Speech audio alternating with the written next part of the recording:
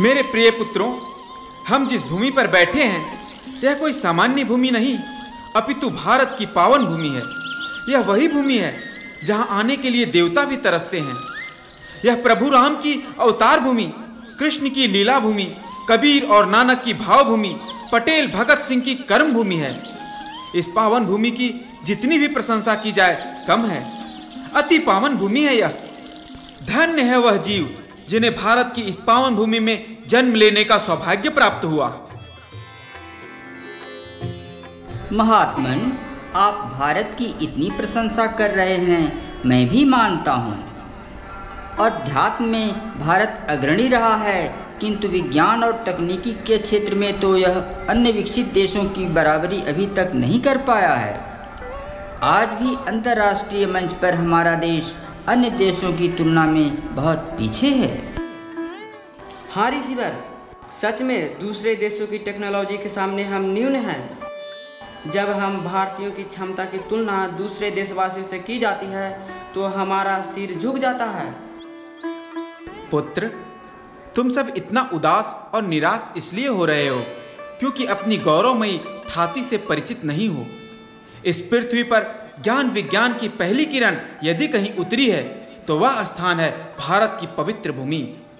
पहचानो और जानो इसकी दिव्यता को। संसार का सबसे प्राचीन ग्रंथ वेद है। वेद 4 हैं। इसमें कुल मिलाकर 20,416 मंत्र हैं। महात्मन, यह सबसे प्राचीन ग्रंथ किस देश की धरती में प्रकट हुआ? यह प्राचीनतम चारों वेद भारत की पवित्र भूमि में प्रकट हुआ है वत्स। गुरुदेव, इन वेद मंत्रों में क्या लिखा हुआ है? संसार में जितने प्रकार के भी ज्ञान विज्ञान हैं और भविष्य में हो सकते हैं, उन सब का सूत्र वेद मंत्रों में उल्लेखित है। समस्त विश्व में जहां भी कुछ अच्छाई और विज्ञान के चमत्कार दिखाई देते हैं, वे सब के सब भारत की पावन मिट्टी की ही उपज हैं। हम अपनी क्षमता को विस्मृत कर चुके हैं, बस हमें जागने की आवश्यकता है। ऋषिवर, वेदों में भले ही सब कुछ हो, पर टेक्नोलॉजी के विकास में अभी भी हम सब बहुत पीछे हैं। यह हमें मान लेना चाहिए। जब पवनसुत अपनी शक्ति को भूले हुए थे तो वे एक सामान्य से प्राणी थे, किंतु जब वे जाग गए और अपनी शक्ति को पहचाने तो पता है ना आपको कि क्या हुआ था। एक ही छलांग में समुद्र को भी लांग गए। खेल खेल में विनाश कर डाले अधर्मी रावण की लंका को। यह वही भारत है मेरे बच्चे, जहां कभी पुष्पक विमान उड़ता था, जहां के सपूत अचूक शस्त्र और शास्त्रों के ज्ञाता थे। वो भी तब जब ना तो आज की टेक्नोलॉजी थी और ना विज्ञान। आज जो भी देश विकसित टेक्नोलॉजी का दंभ भरता है वह भारत की ही उपज है। हमें गर्व होना चाहिए कि हम भारतीय हैं। महात्मन, आज भी हम दुनिया के अंतर्राष्ट्रीय मंचों पर अपनी शक्ति को प्रमाणित नहीं कर पा रहे हैं, और आप कहते हैं कि वेदों के किंचित ज्ञान को लेकर विश्व के लोग अपनी अपनी टेक्नोलॉजी का विकास कर रहे हैं। परंतु हमने तो इतिहास की पुस्तक में पढ़ा है कि वेद गडेड़ियों का गीत है, यह जंगली अशिक्षित लोगों का गान है। तो फिर इसमें टेक्नोलॉजी की चर्चा कैसे? क्या सच में वेदों में टेक्नोलॉजी की भी चर्चा है? अंग्रेजों या अंग्रेजों की गुलाम मानसिकता वालों की लिखित इतिहास की पुस्तकें भारत के आजाद होने के इतने वर्षों बाद तक पढ़ाई जा रही है, परंतु सत्य तो यह है कि इसी भारत भूमि की मिट्टी में सर्वप्रथम वेदों का उद्भव हुआ, जिसमें सनातन ज्ञान विज्ञान भरे पड़े हैं। यह सनातन ज्ञान विज्ञान क्या है महात्मन, और वेदों में ऐसा क्या है जो उनका इतना महिमा गान कर रहे हैं? पुत्र, वेदों में वह सब कुछ है जो एक पूर्ण विकसित मानव समाज के लिए आवश्यक है। भारत की मिट्टी अनोखी है, इसका इतिहास अनूठा है। इसके सच्चे इतिहास को अगर उजागर किया जा सके तो लोग अचंभित रह जाएंगे। भारत की मिट्टी आवृत विश्व दुर्लभ कोहिनूर का हीरा है। इसका आवरण हटाया जा सके तो लोग इसकी चमक को देखकर नतमस्तक हुए बिना नहीं रह सकेंगे। इसी भारत की मिट्टी के कण कण में सृष्टि का समस्त रहस्य अनुगूंज रहा था, जिसे सृष्टि के आदि में ऋषियों ने सुनकर वेदों में संग्रहित कर लिया था। गुरुदेव, क्या वेदों में प्राचीनतम भारत की विकसित तकनीक का कोई प्रमाण है? क्यों नहीं, अनेक और अनगिनत प्रमाण हमारे वेदों में भरे पड़े हैं। जब सारा संसार अज्ञान में सोया था, उस समय भी यहाँ सुविकसित विज्ञानमयी सभ्यता प्रकाशित थी। ऋग्वेद मंडल 1 सूक्त 118 मंत्र 1 में हवाई यान की चर्चा है। ऋग्वेद मंडल 5 सूक्त 41 मंत्र 6 में पवन की ऊर्जा से चलने वाले रथ का वर्णन मिलता है। ऋग्वेद मंडल 9 सूक्त 14 मंत्र 1 में ऐसे वाहन का उल्लेख किया गया है जो एक साथ समुद्र की सतह और धरती दोनों पर एक समान गति से चल सकता है। ऋग्वेद मंडल 6 सूक्त 58 मंत्र 3 में ऐसे वाहन की चर्चा भी की गई है जो एक साथ वायु तथा जल के भीतर भी गमन कर सकता है। आज तक वैज्ञानिक ऐसे विमान का निर्माण नहीं कर पाए जो एक साथ धरती, पानी और पवन तीनों में गमन कर सके। ऋग्वेद मंडल 5 सूक्त 40 मंत्र 5 में चंद्र सूर्य ग्रहण के वैज्ञानिक कारणों की जानकारी दी गई है। ऋग्वेद के मंडल 5 सूक्त 40 सूत्र 6 से ज्ञात होता है कि वैदिक ऋषियों को तुर्या यानी दूरबीन का भी ज्ञान था। अथर्ववेद मंडल 12 सूक्त 1 सूत्र 52 में पृथ्वी की दैनिक एवं वार्षिक गति की, ऋग्वेद मंडल 1 सूक्त 25 मंत्र 8 एवं अथर्ववेद मंडल 13 सूक्त 3 मंत्र 8 में अधिमास या मलमास की बात की गई है। ऋषिवर, क्या आज की विकसित शिक्षा पद्धति का भी कोई प्रमाण वेदों में है? शिक्षा पद्धति? संसार में गणित विद्या का प्रथम उल्लेख संसार के सर्वाधिक प्राचीन ग्रंथ यजुर्वेद में अध्याय 18 मंत्र 1 और 2 में है। बीज गणित, त्रिकोणमिति, अंक गणित, रेखा गणित, शून्य, पाई, दशमलव आदि की खोज भारतीय ऋषियों ने वैदिक काल में ही कर लिया था। सभी तरह के गणित का प्रचार भारत से ही समस्त विश्व में हुआ है। जिस न्यूटन के गति नियम को विदेशी अपना मानते हैं, उसे न्यूटन से हजारों हजार वर्ष पूर्व ही कनाद ऋषि के द्वारा भारत में लिखा जा चुका था। यह वही भारत भूमि है जहां ईसा पूर्व 700 में विश्व की प्रथम यूनिवर्सिटी तक्षशिला विद्यापीठ स्थापित था, जहां वेद, भाषा, व्याकरण, दर्शन, आयुर्वेद, शल्य चिकित्सा, शस्त्र विद्या, राजविद्या, युद्ध नीति, खगोल शास्त्र, वाणिज्य, ज्योतिष, राशि, संगीत, नृत्य, गुप्त चीजों को खोजने की विद्या अर्जित करने हेतु संसार के विभिन्न देशों से विद्यार्थी आया करते थे। गुरुवर, अब हमें भारतीय होने में गर्व हो रहा है। जय भारत, पूज्य भारत, जय भारत, पूज्य भारत, जय भारत, पूज्य भारत। ऋषिवर, क्या वेदों में चिकित्सा पद्धति का भी उल्लेख है? अवश्य वत्स, वैदिक मानव का चिकित्सा विज्ञान अत्यंत उन्नत था। वे कृत्रिम अंग रोपण, कृत्रिम अंग निर्माण, नेत्र परिवर्तन, भिन्न भिन्न सर्जरी आदि में भी पारंगत थे। ऋग्वेद अध्याय 1 सूक्त 116 मंत्र 15 में कृत्रिम अंग रोपण का उल्लेख है। ऋग्वेद अध्याय 1 सूक्त 117 सूत्र 22 में सिर प्रत्यारोपण तथा ऋग्वेद अध्याय 1 सूक्त 116 सूत्र 16 में नेत्र प्रत्यारोपण का वर्णन मिलता है। गणपति जी के कटे मस्तक के स्थान पर हाथी का सिर लगा देना भारत की शल्य क्रिया का ही तो कमाल है। विश्व के प्रथम फिजिशियन महर्षि चरक भारत भूमि में ही हुए, जिन्होंने ग्रीक फिजिशियन हिपोक्रेटस के जन्म पूर्व 300 साल पहले अपनी चरक संहिता में चिकित्सा विज्ञान की सारी महत्वपूर्ण बातें बता दी है। आहा, धन्य भारत, धन्य भारतीय, धन्य भारत, धन्य भारतीय, धन्य भारत, धन्य भारतीय।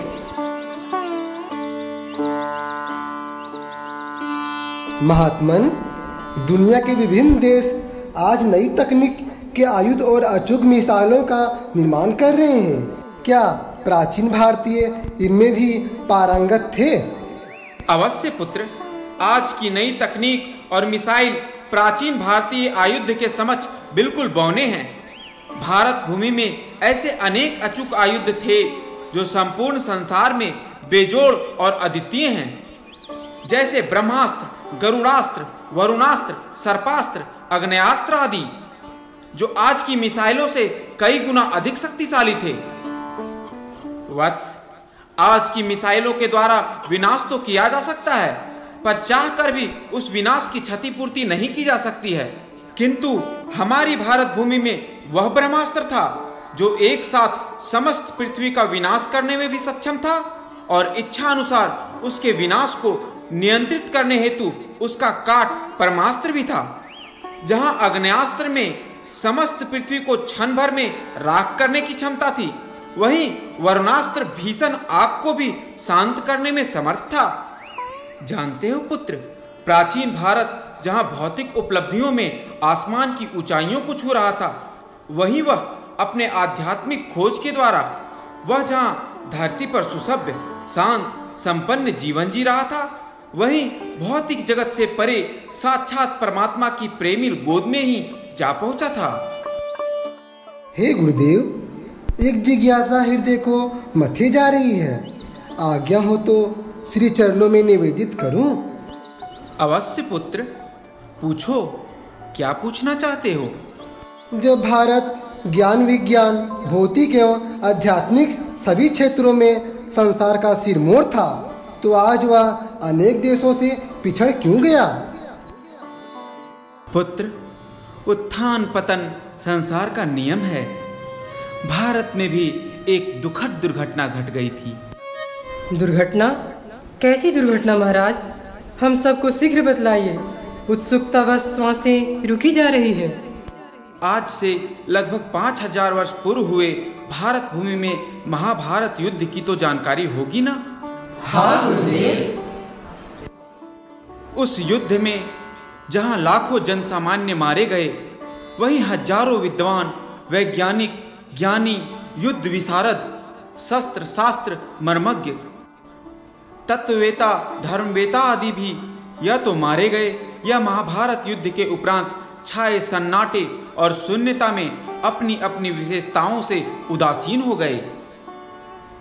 इस परिस्थिति का दुर्जनों ने भरपूर लाभ उठाया।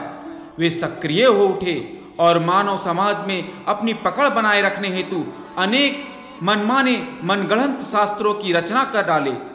यह पुरातन शास्त्रों में हिंसा, बलि, कुर्बानी, अंधविश्वास, कर्मकांड, जातिवाद, ऊंच नीच का वर्गीकरण करके भारतीय समाज की आध्यात्मिक और संगठित शक्ति को कमजोर बनाकर टुकड़े टुकड़े में विभक्त कर दिया।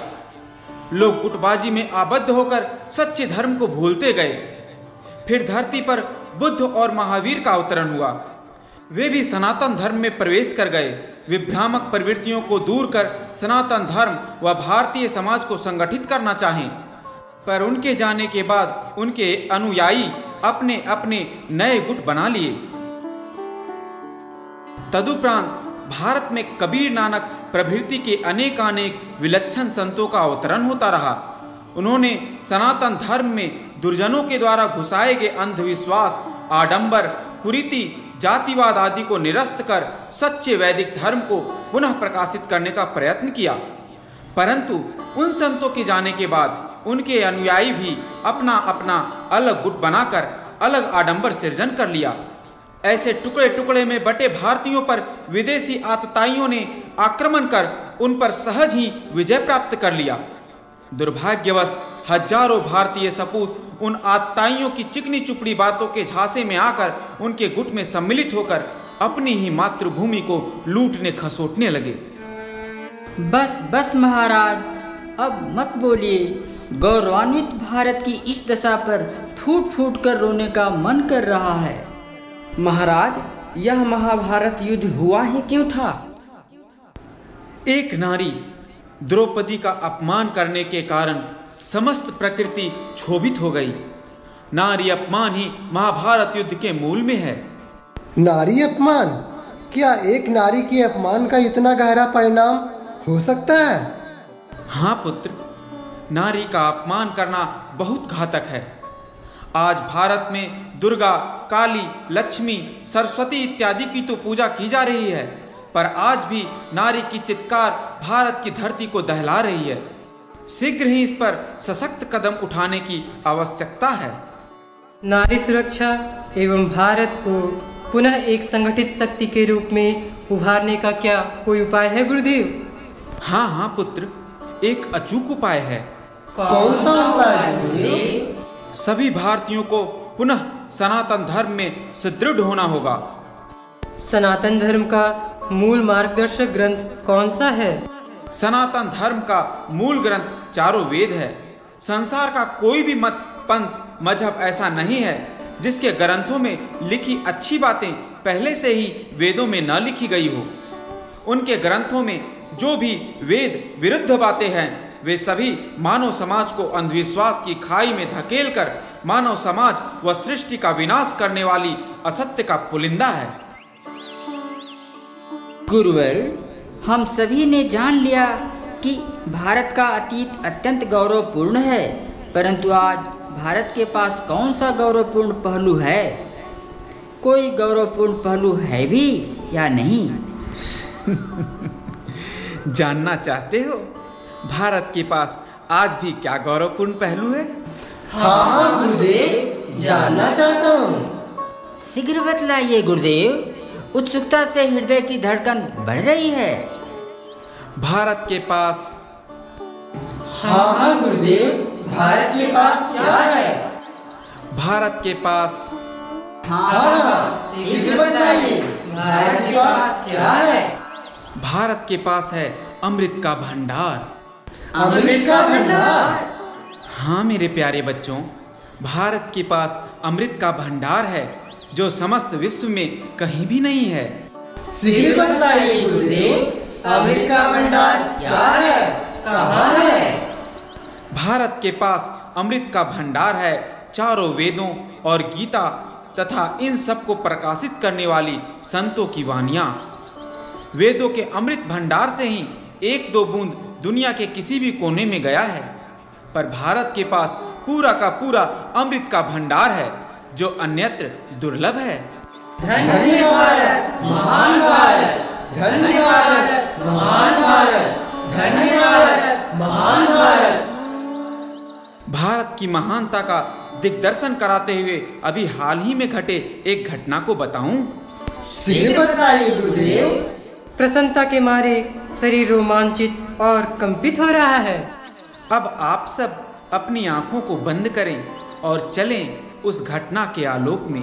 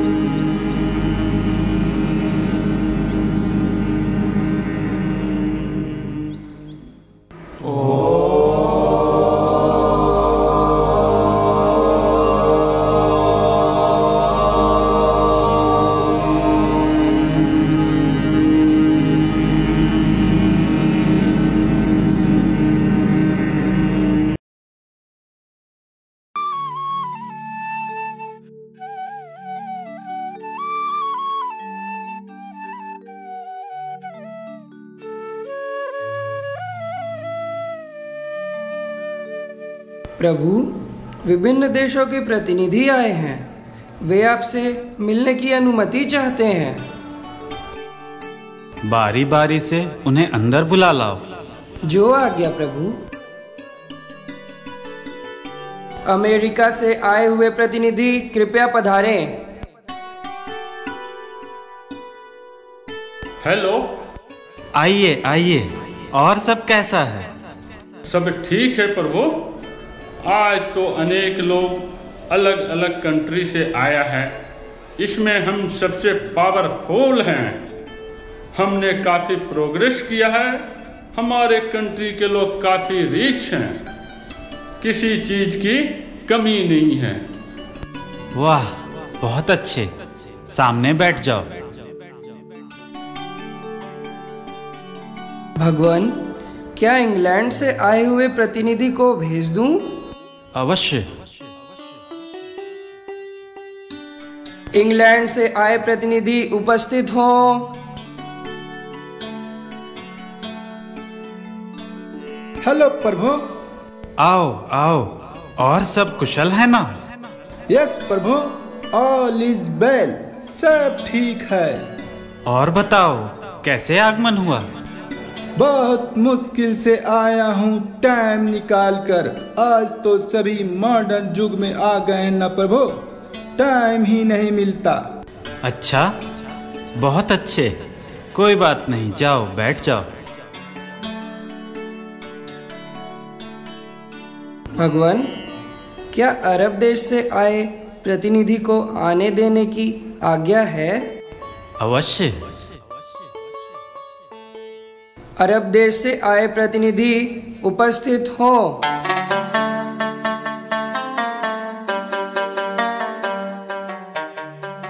कहो, कैसे हो? सब कुशल मंगल है ना?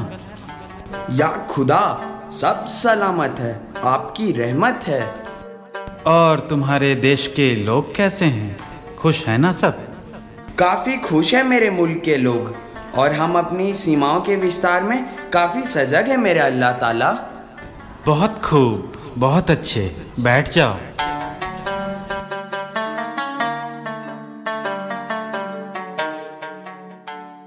भगवान, भारतीय प्रतिनिधि भी प्रतीक्षा कर रहे हैं, क्या उन्हें भेज दूं? अवश्य, उन्हें सम्मान के साथ आने दो। भारत देश से आए प्रतिनिधि उपस्थित हों।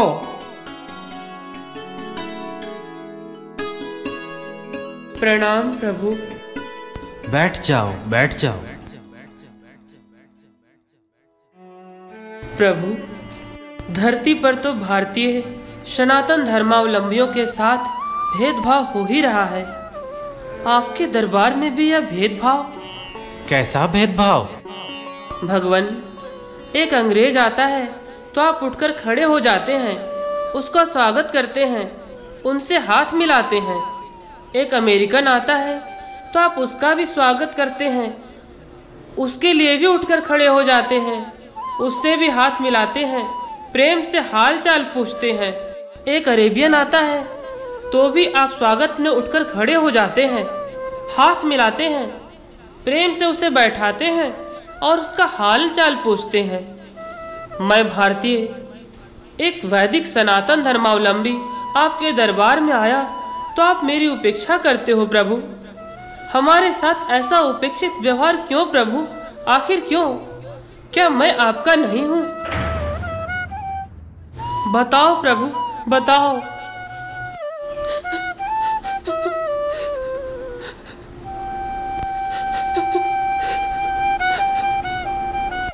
वत्स, मेरी गद्दी को खतरा ना अमेरिकनों से है, ना अंग्रेजों से, ना ही अरबियनों से। मेरी गद्दी को खतरा तो भारतीयों से है। भगवान की गद्दी को खतरा? वह भी भारतीयों से? कैसे भगवान? भारतीयों का हृदय इतना पावन, इतना प्रेम परिपूर्ण और सच्चे धर्म से इतना अधिक आप्लावित है कि वह मेरे सिंहासन पर बैठने का पात्र बन रहा है। मेरी गद्दी पर बैठने की पात्रता भारतीयों में ही है। मैं अपनी गद्दी को खोना नहीं चाहता, इसलिए मैं उठकर खड़ा होने में भी डर रहा हूँ। परंतु भगवान, क्या आप हम भारतीयों से प्यार नहीं करते? क्या आपके दरबार में भारतीयों के लिए कोई स्थान नहीं प्रभु? कोई स्थान नहीं? सुनो, मैं उन सब से अतिथियों की तरह प्रेम से मिला, सबका स्वागत किया, बैठाया और फिर विदा कर दूंगा। परंतु तुम तो मेरे कलेजे के टुकड़े हो, मेरे प्राण हो, मेरी आत्मा हो। तुम्हें मैं विदा करने वाला नहीं। ये रहा मेरे समकक्ष सिंहासन। आओ, इस पर मेरे समकक्ष मेरी बगल में विराजित हो। भगवान, मुझे आपके समकक्ष सिंहासन की चाहना नहीं है। मुझे तो चाहना है आपके चरणों में बैठने की, मुझे तो चाहना है आपके प्रेम को पाने की। मुझे तो चाहना है कि मैं धरती पर जाऊं और आपके द्वारा बनाई सृष्टि में, आपके द्वारा भेजे गए प्राणियों में खूब प्रेम लुटाऊं, खूब प्रेम लुटाऊं, प्रेम बिखेरूं और धरती को प्रेम परिपूर्ण कर दूं। हे प्रभु, आप मुझे अपना सिंहासन मत दीजिए, आप मुझे अपना प्रेम दीजिए, मुझे अपने चरणों में स्थान दीजिए।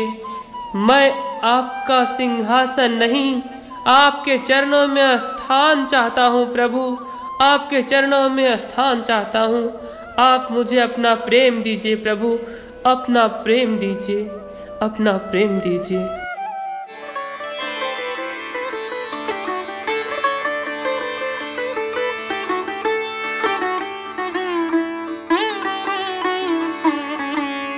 यह पक्षपात है प्रभु, पक्षपात। हम सब भी तो आपके दरबार में आए हैं, आपने हमें गले क्यों नहीं लगाया? हम तो धरती का सबसे डेवलप्ड देश से हैं, तो आप हमें इग्नोर कैसे कर सकते हो? वत्स, जिस दिन तुम सब देशवासियों का हृदय भारतीयों की तरह निर्मल पावन हो जाएगा, जिस दिन तुम समस्त प्राणियों के प्रति प्रेम को धारण कर सकोगे, जब तुम सर्वे भवन्तु सुखिनः का उद्घोष कर सकोगे, जब तुम समस्त सनातन मूल्यों और सनातन धर्म को अपना सकोगे, तब तुम सभी मेरे प्रेम के पात्र बन जाओगे।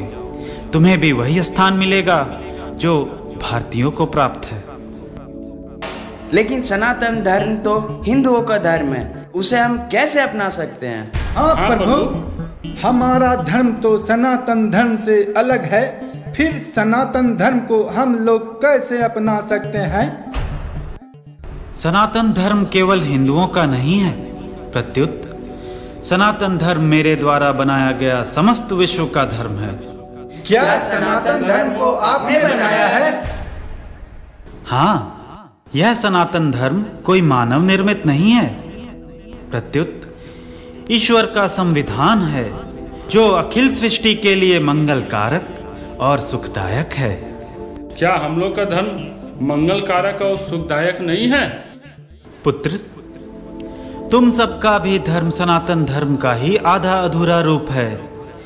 इस आधे अधूरे रूप से विश्व का सह अस्तित्व, प्राणी मात्र का प्रेम के एक डोर से बंधे रहना और प्राणी मात्र का कल्याण संभव नहीं है।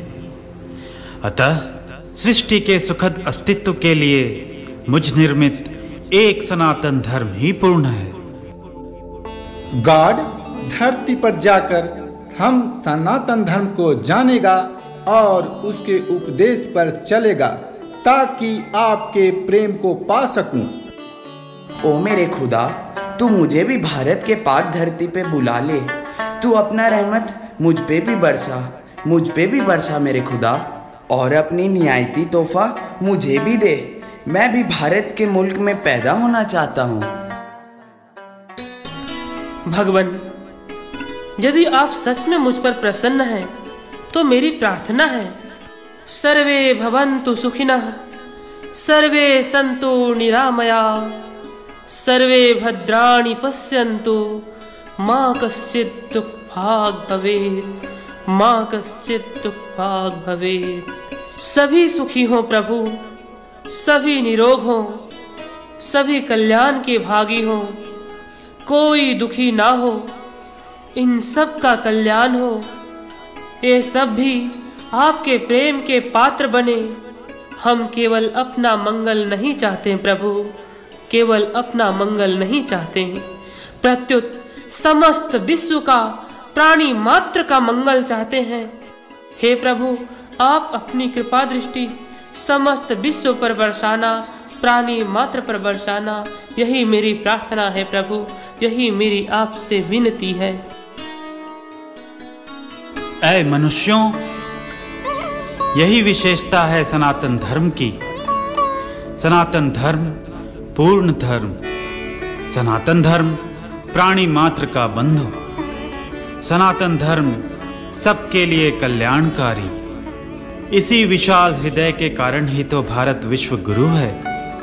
सचमुच भारत अद्वितीय है, समस्त विश्व की आत्मा है, पृथ्वी शालीन और जीने लायक तभी तक है जब तक संसार में भारत और भारत का अध्यात्म जीवित है।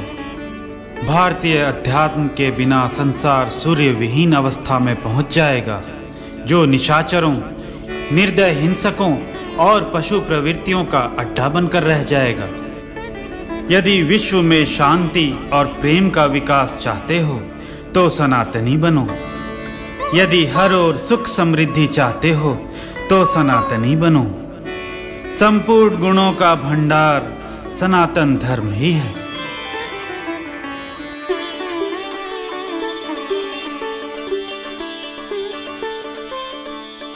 गर्व से कहो हम सनातनी हैं, हम सनातनी हैं, हम सनातनी हैं, हम सनातनी हैं, हम भी सनातनी हैं।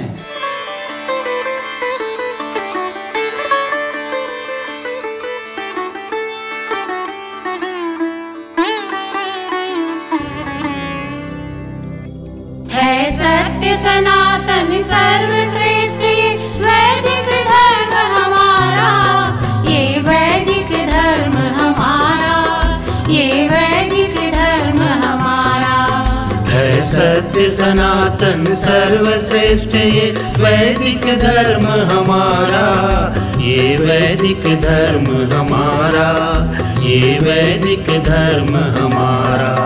जहाँ सत्य अहिंसा प्रेम दया ही है जीवन आधारा, ये वैदिक धर्म हमारा, ये वैदिक धर्म हमारा। जहाँ सत्य अहिंसा प्रेम दया ही है जीवन आधारा, ये वैदिक धर्म हमारा, ये वैदिक धर्म हमारा।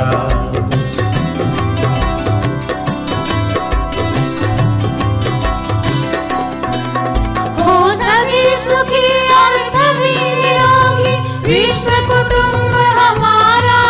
हरि ओम हरि ओम हरि ओम हरि ओम। हो सभी सुखी और सभी निरोगी विश्व कुटुंब हमारा।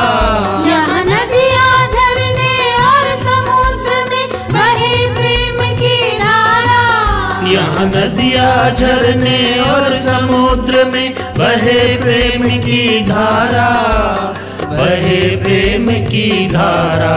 है इसी धरा पर ऋषि मुनि ने चारों वेद उतारा, ये वैदिक धर्म हमारा, ये वैदिक धर्म हमारा।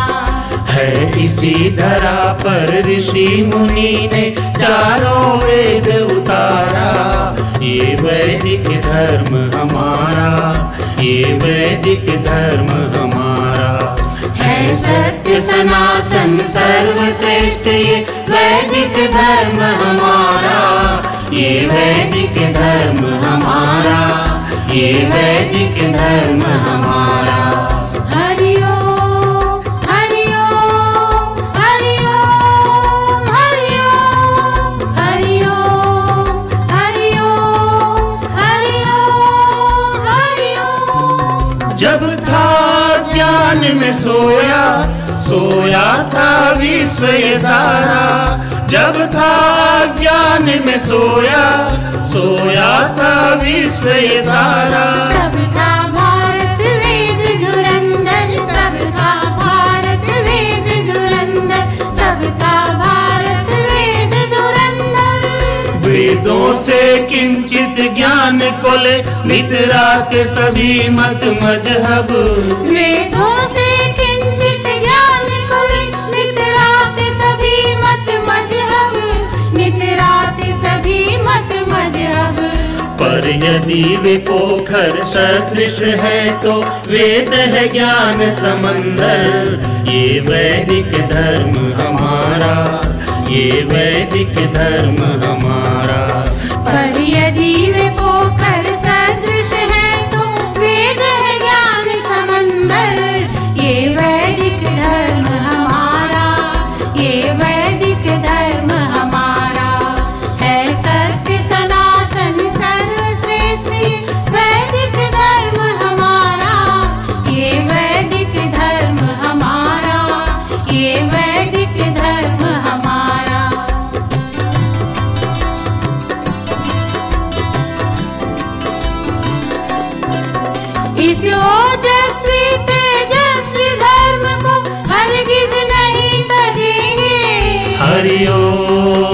हरि ओम हरि ओम हरि ओम।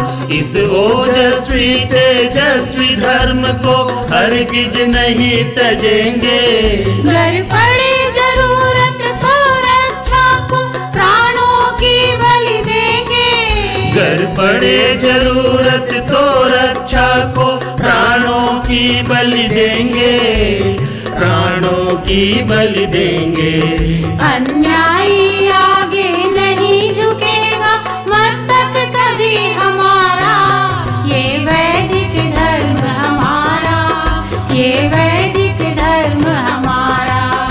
अन्यायी आगे नहीं झुकेगा मस्तक कभी हमारा।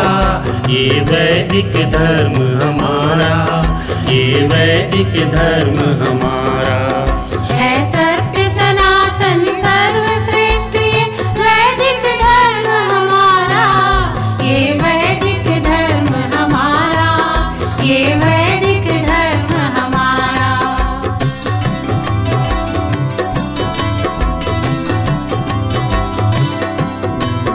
पर भूले से जो चले गए हैं तज गृह वेलाचारी।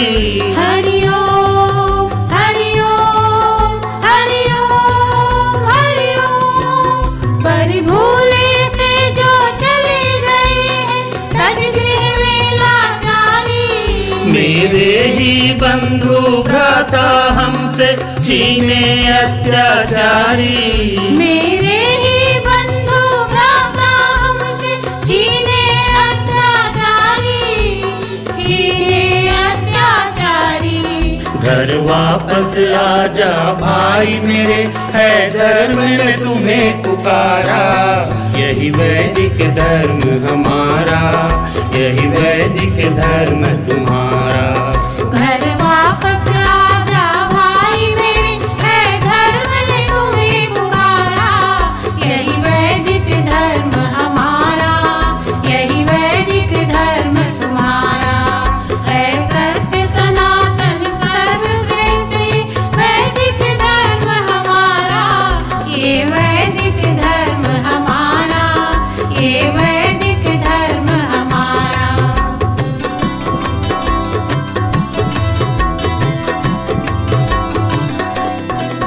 है तुम्हें धर्म की दुहाई, तुम्हें पूर्वजों की दुहाई। हरि ओम हरि ओम हरि ओम हरि ओम। है तुम्हें धर्म की दुहाई, तुम्हें पूर्वजों की दुहाई।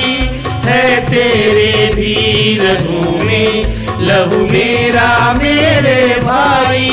है तेरे भी रगों में लहू मेरा मेरे भाई। है तुम्हें लहू की दुहाई, माँ भारती की दुहाई। है तुम्हें लहू की दुहाई, माँ भारती की दुहाई। नफरत को छोड़ के आजा शांति की शरण में भाई। नफरत को छोड़ के आजा शांति की शरण में भाई। गीता की शरण में आओ, वेदों की शरण में आओ। गीता की शरण में आओ, वेदों की शरण में आओ।